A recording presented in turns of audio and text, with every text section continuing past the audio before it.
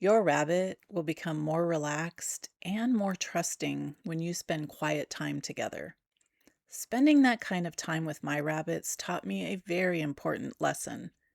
Trust isn't something you give a rabbit, it's something they choose to give you when they feel safe.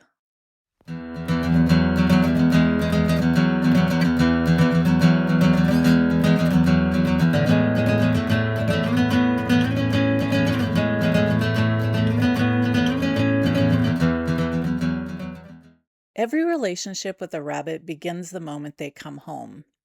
Many people think bonding starts when they pick their rabbit up, when they pet them, or they begin handling them more frequently.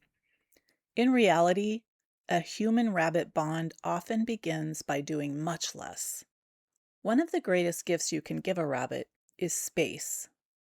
Recently, I was asked how I could just sit there with cute, fluffy rabbits coming up to me.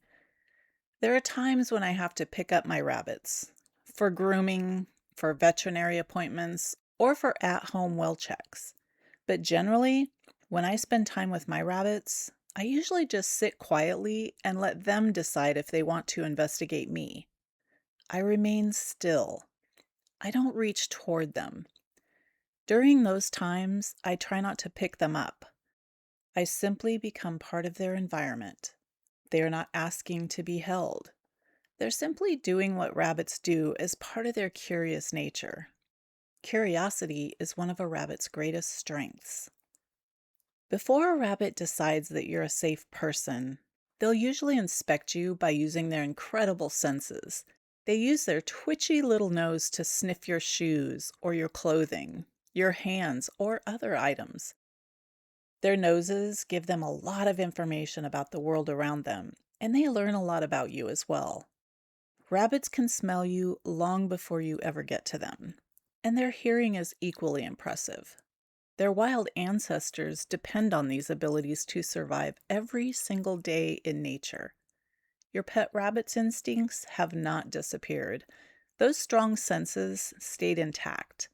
The rabbit that lives in your home is interested in investigating you, even though he might be hesitant at first. If your rabbit spends several minutes sniffing you before ever putting his paws on you or climbing onto your lap, that's perfectly normal. The more time that passes, the more he'll investigate you. If you respect his need to get to know your scent, your gentle hands, and the fact that you're not picking him up each time he approaches, that trust will grow. When a rabbit investigates, he's gathering information. He's deciding whether you're safe. He's making decisions about whether or not he should approach you again in the future. Our goal as owners and caretakers is to let the rabbit know that we are safe. We will be gentle. We aren't going to give him a consequence each time he pays attention to us. Humans don't think of this in the way that a rabbit does. But being picked up, held, carried, or repeatedly reached out to, it might seem like a consequence to the rabbit. It might feel dangerous to him. It might be unexpected, and startling a rabbit with actions or words or noise is never healthy or good. Instead, let your rabbit know that you're calm, you're steady, predictable, and you want to be part of his environment. That's an entirely different mindset, and that matters a lot. If you remain patient, you'll often notice a wonderful progression in the trust that your rabbit has for you. At first, the rabbit is cautious and he wants to investigate. After a while, you'll notice those furry little paws on your leg. Eventually, many rabbits become comfortable enough to hop right into your lap on their own. Those moments are never forced. They're earned. And that's a much different method of bonding and building trust than trying to force interactions that might not feel safe to your rabbit. Remember, rabbits feel safest with all four paws on the ground. It's not about whether your rabbit likes you. What's most important is whether he trusts you. One of the fastest ways to damage trust is to chase a rabbit. To us, it might seem harmless. We just want to catch him or pick him up or move them somewhere. But from a rabbit's perspective, something much larger and more dangerous is pursuing them. That is exactly what predators do to rabbits. Even rabbits born into loving homes still carry those prey animal instincts. Instead of chasing the rabbit, invite him to join you by just being still in his environment. Instead of forcing interactions, just be patient and wait for him to approach you. The difference in forcing a rabbit to interact and patiently waiting for him to approach you on his own terms may seem insignificant, but to a rabbit, it's very important. Another wonderful way trust develops is through gentle head petting. If you ever watch bonded rabbits together, you'll notice they spend a lot of time grooming one another's heads and faces. It's one of the ways rabbits comfort one another. It strengthens their relationships, and it tells a story of a growing bond between them. When your rabbit is ready, you can imitate that same behavior.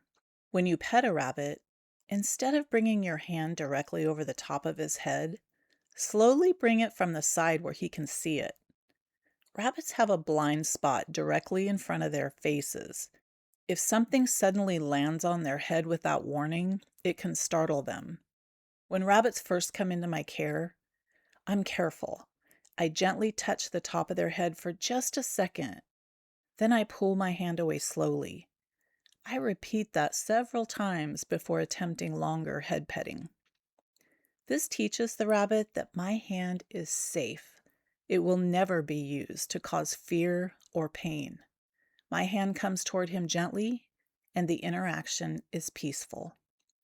If your rabbit backs away or seems uncomfortable, don't take it personally. It's not about you.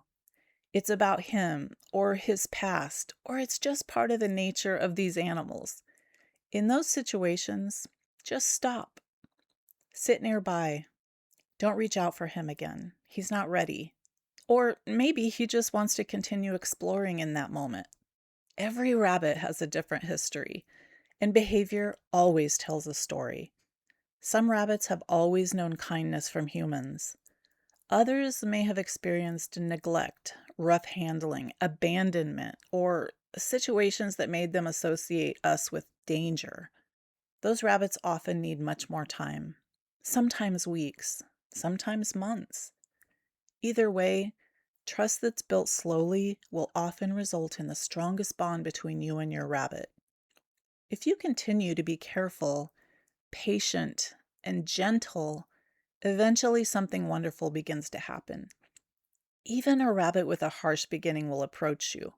This needs to be on his terms, not yours. He may lower his head in front of you, or maybe he'll place his little paws close together and just quietly wait in front of you.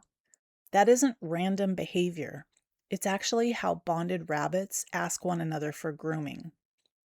When your rabbit begins asking you to pet his head, he's telling you something very important. This behavior is your rabbit's way of saying, I can trust you. One final thing I'd encourage you to remember is to be careful about petting your rabbit around the hindquarters or the tail, especially if you have a rabbit that you recently acquired. In the wild, predators often attack rabbits from behind. Many rabbits simply don't enjoy being touched there, even when they trust you. Every rabbit has personal preferences, and there are many reasons for this. Some eventually become comfortable with being petted that way. Others will always be cautious about someone touching their hind end. Our job is not to convince them otherwise. Our job is to respect who they are. Just as thoughtful humans respect the boundaries of other humans, we must learn to respect the boundaries of rabbits. Read their cues. Understand what they're saying in the only way they can speak, with their bodies and their behaviors. When we slow down, learn to listen to our rabbit's body language, and allow trust to grow, we build something much more meaningful than obedience. Trust must be on the rabbit's terms, not ours. Even a rabbit with an abusive history will eventually learn that you are not like his prior owners, but it often takes time. Your goal is to form a bond with your rabbit, and that bond will be based on trust. The friendship that follows is very rewarding.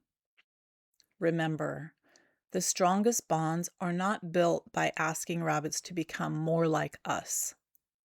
They're built when we learn to understand their nature, their preferences, and their world.